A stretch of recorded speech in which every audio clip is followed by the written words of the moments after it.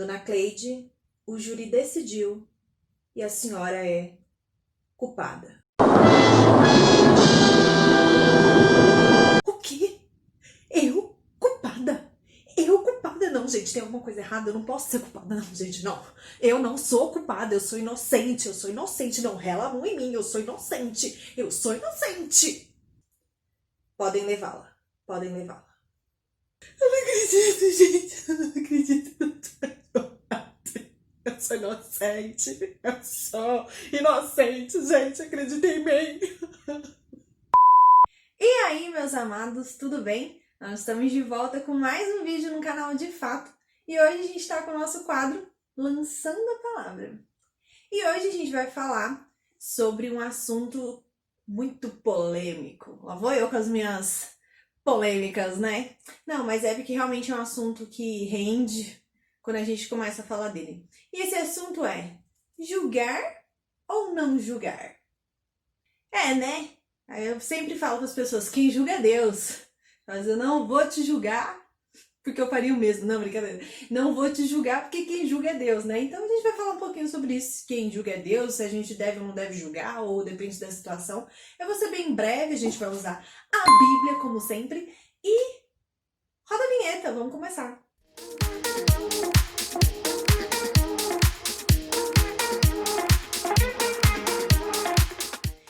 Essa semana que passou, eu tava conversando com uma pessoa e eu até falei pra ela assim, nossa, eu vou fazer um vídeo falando sobre isso porque acho que é algo necessário, né?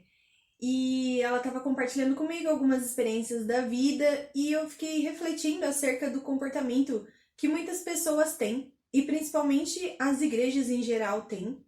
E as pessoas em geral, né? Meio que tá enraizado dentro da gente essa questão de julgar. A gente acha, por alguma razão, que a gente tem alguma credibilidade para julgar o outro, né? E em qualquer aspecto, qualquer sentido, não só religioso, mas até mesmo no trabalho, na escola, a gente vê uma situação e quando a gente vai ver, a gente já tem uma opinião formada sobre aquilo, sem nem mesmo conhecer a situação ou a pessoa e etc. É algo que a gente tem que trabalhar na nossa vida e esse vídeo eu espero que ele sirva para desconstruir alguns padrões que talvez você tenha na sua vida e que possa te ajudar. Então, por favor, não me julgue, tá bom? Que a gente vai tentar levar esse vídeo numa conversa pra gente poder entender um pouquinho melhor do assunto. O assunto que eu tava conversando com ela, a gente tava falando sobre que muitas vezes os pais e a igreja, elas pressionam os fiéis e principalmente os filhos quando são mais novos, e eles vão levando as coisas na base da repreensão. Entenda que eu não estou dizendo que a repreensão não é boa. Ela é boa quando aplicada de forma eficaz, quando aplicada num momento correto e de forma correta, e a gente vai falar um pouquinho sobre isso, tá? Então, a correção, ela é totalmente diferente do julgamento, né? E a correção, ela não pode vir acompanhada de julgamento. E é isso que a gente vai entender nisso que acontece aqui. Para isso, eu vou usar a passagem do jovem rico, que se encontra em Mateus 19, do 16 ao 22, que diz assim, vou ler aqui para vocês. Jesus, ele, só para vocês entenderem o contexto, Jesus, ele saiu da Galileia e ele estava chegando na Judéia, além do Jordão, e as multidões continuavam seguindo Jesus, né? Porque ele continuava curando e fazendo milagres, então as pessoas estavam seguindo a ele. E aí no capítulo 19, versículo 16, que diz assim: E eis que alguém aproximando-se, disse-lhe: Bom mestre, que bem farei para conseguir a vida eterna? E ele disse-lhe, ele Jesus: Por que me chamas de bom? Não há bom senão um só, que é Deus. Se queres, porém, entrar na vida, guarda os mandamentos. E disse-lhe: Quais? E Jesus disse: Não matarás, não cometerás adultério, não furtarás e não dirás falso testemunho. Honra teu pai e tua mãe e amarás ao teu próximo como a ti mesmo. Disse-lhe o jovem: Tudo isso tenho guardado desde a minha mocidade. Que me falta ainda? E disse-lhe Jesus: Se queres ser perfeito, vai, vende tudo o que tens e dá aos pobres, e terás um tesouro no céu. E vem, e segue-me. E o jovem, ouvindo esta palavra, retirou-se triste, porque possuía muitas propriedades. E aí, por que eu tô querendo falar disso e falar sobre julgamentos e etc? Nesse versículo, nessa passagem, eu acho muito interessante a forma com que Jesus aborda o jovem, né? Jesus ele tinha uma fala, Jesus ele era muito inteligente, né? Ele era muito sábio. E a forma que ele colocava as palavras, ele constrangia a pessoa sem ofendê-la e sem julgá-la. E eu acho que é isso que falta. Não que a gente tem que constranger os outros, gente, pelo amor de Deus. Não, presta atenção. Eu estou dizendo que a forma com que Jesus expunha esses assuntos fazia com que a pessoa auto-refletisse e pensasse: eu devo ou não devo? Eu sou digna ou não sou digna? E ela mesmo ia se julgar, se auto-julgar. Então, na hora que acontece isso, o jovem rico chega, você pode ver que a pergunta que ele faz não é uma pergunta boba, é uma pergunta inteligente. Os fatos históricos e as passagens bíblicas relatam que ele era um jovem, por ele ser jovem e rico, ele fazia parte de uma sociedade de alto padrão daquela época, né? Então ele tinha muitas propriedades, então ele era uma pessoa mais instruída. Então ele não chega lá com uma pergunta boba, ele pergunta: mestre, o que eu devo fazer para herdar a vida eterna? Então ele existia uma preocupação dentro dele. Só que quando ele fez essa pergunta, ele já foi com um sentimento de assim: ai, eu vou perguntar, mas dependendo do que eu ouvir, eu não vou gostar. Eu creio fielmente que era esse tipo de sentimento que estava no coração dele. E aí quando ele faz essa pergunta, Jesus, já conhecendo ele, conhecendo toda a história dele, ele, de forma muito sensata, diz: ué, você tem que cumprir os mandamentos, honra teu pai e tua mãe, obedece e tal, né? E aí ele, espertão, já disse: ok, mas eu já faço tudo isso, o que mais eu devo fazer? Então o Senhor, o mestre, diz: se você quer ser perfeito, então vende tudo que você tem, dê aos pobres e me siga. E Jesus, ele não foi grosso, Jesus não foi estúpido, ele não julgou ele, e ele mesmo pensou: eu não consigo, porque a minha realização, o meu coração, ele está nas coisas materiais. Ele mesmo se examinou, ninguém que estava ali em volta olhou para ele e falou: vai aí, ó, você não é o bonzão? Então vai, vende suas coisas para seguir o mestre, quero ver você vender, quero ver. Ninguém falou nada, entendeu? Ninguém falou nada. Ele mesmo se autoexaminou e disse: não, eu não quero, eu não estou disposto. Ele não estava disposto a ir, por causa até mesmo da pergunta que ele fez. Quando ele fez aquela pergunta, ele fez para ver se ele ia escutar com alguma coisa que massageasse o ego dele. E que Jesus falasse: não, cara, você já tá fazendo tudo certo, não precisa fazer mais nada não, fica suave, entendeu? E não foi bem isso que aconteceu. Mas Jesus, de uma forma muito amorosa, muito sábia, pegou e explicou pra ele, falou: então, se você quer ser mais do que isso, tipo assim, já que você tá chegando aqui e quer fazer essa pergunta pra ser chá, então, vende todas as coisas, porque Jesus sabia que aquela era uma dificuldade para ele. Se desfazer dos bens materiais era uma dificuldade para o jovem rico.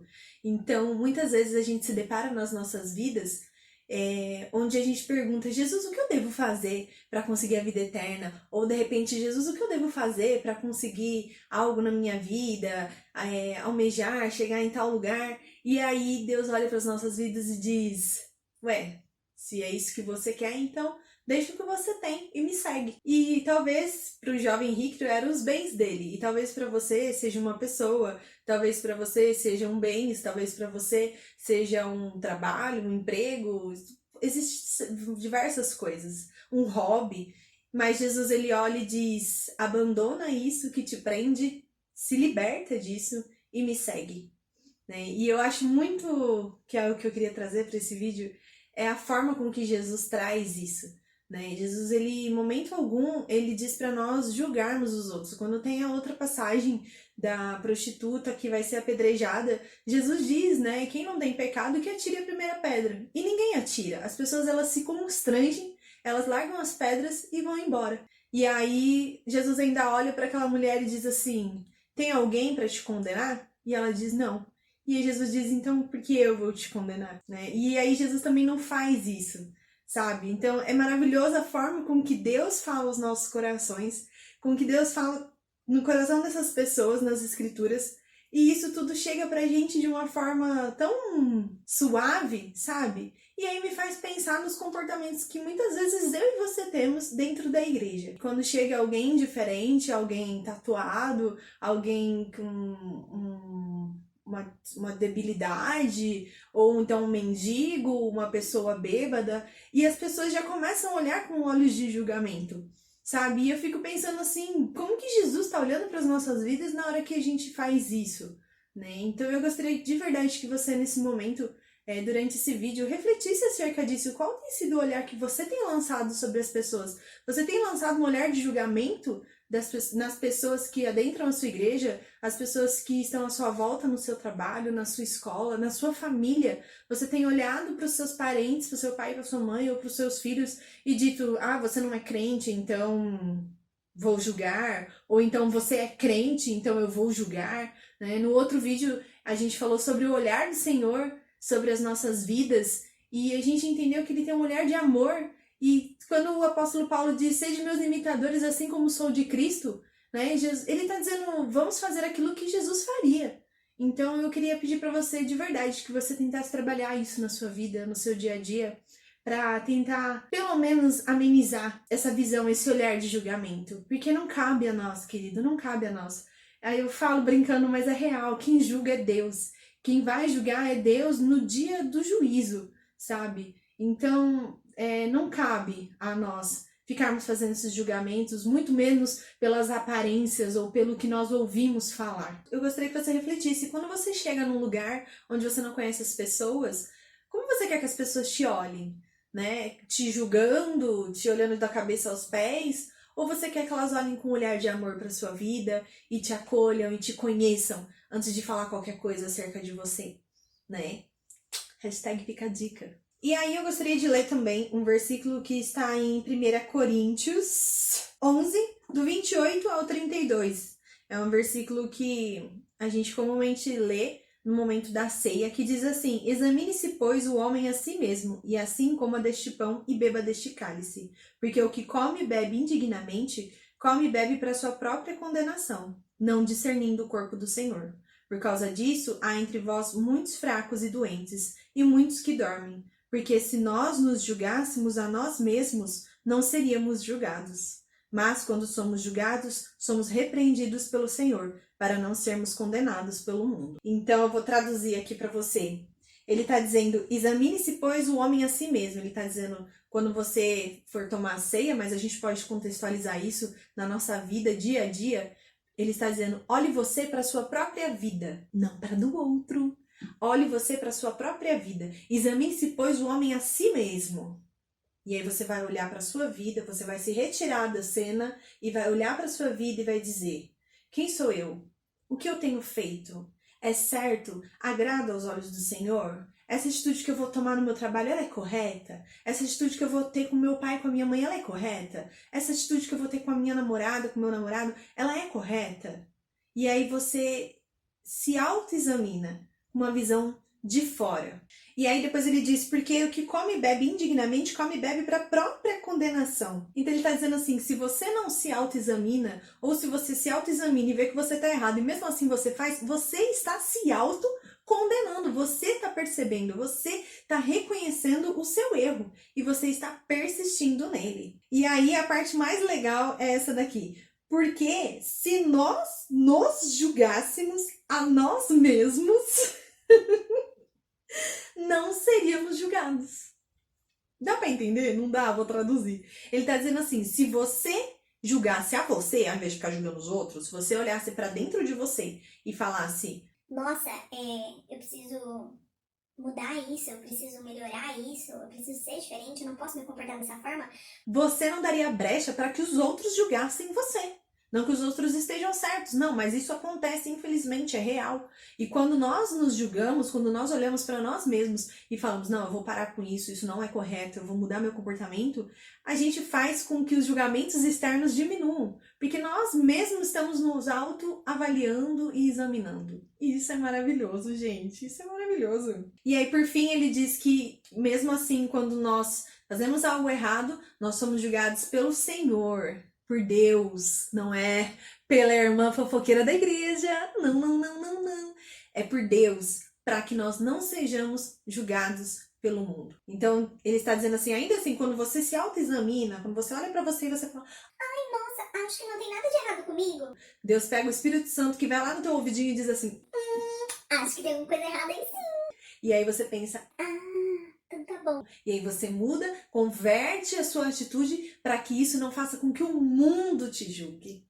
Ai, gente, Deus é top demais. Olha quanta chance Deus te dá. E a gente ainda faz errado, meu Deus do céu. E para finalizar, eu queria dizer sobre um versículo que está em Provérbios 9, do 8 ao 9, que diz assim: Não repreendas o escarnecedor, para que não te odeie. Repreenda o sábio, e ele te amará.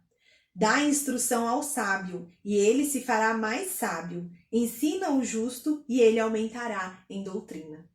Ele está dizendo assim, que quando alguém vem de fato perguntar para você o que eu devo fazer, e você vê que aquilo é sincero, que a pessoa quer uma mudança de atitude, né? Vale a pena você dizer, Ó, querido, vamos acordar pra vida? vale a pena você dizer, Vamos lá, vamos mudar essa atitude. Vamos lá que eu vou te ajudar. e você conversar com a pessoa, instruí-la, corrigi-la, porque se ela for sábia, ela se tornará mais sábia. Agora, a partir do momento que você pega e julga pessoas que talvez não fazem nem ideia do que está acontecendo, essa pessoa ela não tem nem discernimento para entender isso, sabe? E lógico, eu também aqui falo sobre pessoas que não querem, que são suficientes no sentido de que elas acham que não precisam de ninguém para nada, né? Se você chega numa pessoa dessa e você tenta corrigi-la, você vai sair como errado da situação. E a palavra de Deus diz que isso não compensa. E aí eu pergunto para você, você acha que compensa você ficar julgando os outros? Se a palavra de Deus diz até que não compensa você corrigir um tolo, você acha que compensa você julgar alguém? Acho que não, né? Então, eu gostaria de deixar isso, que esse vídeo ele possa estar sendo uma porta de que você, que é sábio, seja mais sábio. Que você entenda o que eu estou querendo passar nesse vídeo de verdade, de fato, de coração, tá? Que nós possamos diminuir o nosso ego, que nós possamos diminuir os nossos julgamentos, abrir a nossa mente, abrir o nosso coração e olhar para as pessoas com os olhos que Deus olharia para as nossas vidas. Os olhos que Deus olharia para a vida daquela pessoa, sem julgamentos. Né? E essa pessoa, se ela se sentir amada, ela vai fazer parte do corpo de Cristo e ela vai fazer parte desse exame, onde ela mesma vai olhar para a vida dela e se tiver algo realmente de fato ali que não está correto, ela vai querer mudar. O Espírito Santo vai dizer a ela para que o mundo não precise dizer a ela.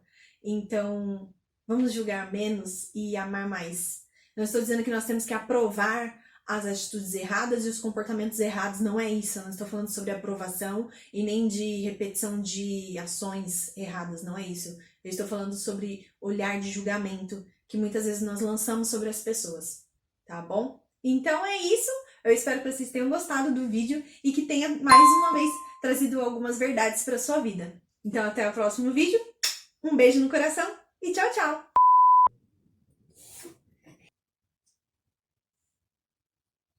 Tava falando muito com os fofoqueiros de plantão. Ai, meu Deus. Vamos que tá acabando o tempo. Ai, ficou bom. Espero que tenha ficado. Eu gostei. Certo? E aí, acabou.